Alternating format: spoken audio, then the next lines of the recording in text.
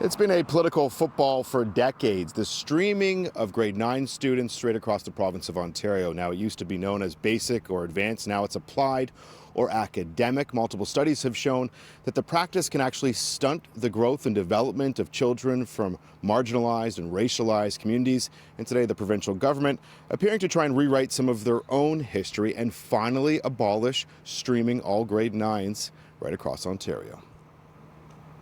There's disproportionate levels of black students and racialized students are streamed. When 45% of those students are not graduating, and majority and 33% are not pursuing post-secondary education, we have a problem. De-streaming isn't a new thing. In the early 90s, Bob Rae's NDP government de-streamed grade 9 and reworked grade 6, 7, and 8.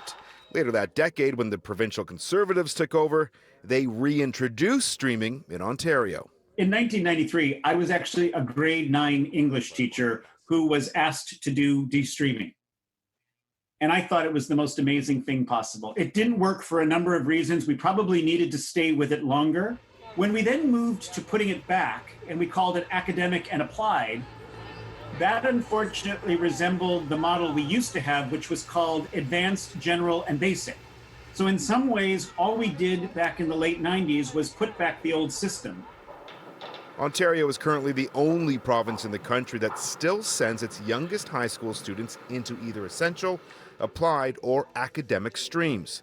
It's a point the Premier made sure to jump on at his daily media briefing. You're asking a 14-year-old child to make a decision in grade 9 where the rest of their high school career and post-secondary schools that they're going to. And I just don't think it's right. It's a broken system. I'm a university professor. Where are the black professors? Where are the diverse bodies? They're not there because they've been streamed away from those professions. It's the people who create streaming that are racist, and it's a racist policy.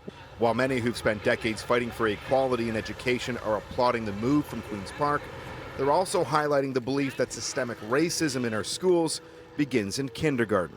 What about elementary schools, where we know that the curriculum, teachers' attitudes towards students oftentimes determine how they see themselves, how they see their opportunities. The responsibility is on the adults, the educators, the system, to serve each and every student. Conservatives were unable to say when de-streaming will take hold across the province, but for some boards like Toronto, it's been years in the making. About 3 years ago, we made a system commitment that all high schools will move towards an academic pathway approach. It was a 4-year plan. We're 3 years in, and we're about 3/4 of the way down that road.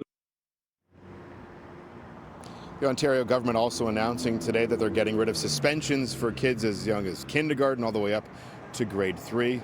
Some educators I spoke with today say it's an important step when it comes to handling young children with more empathy and compassion.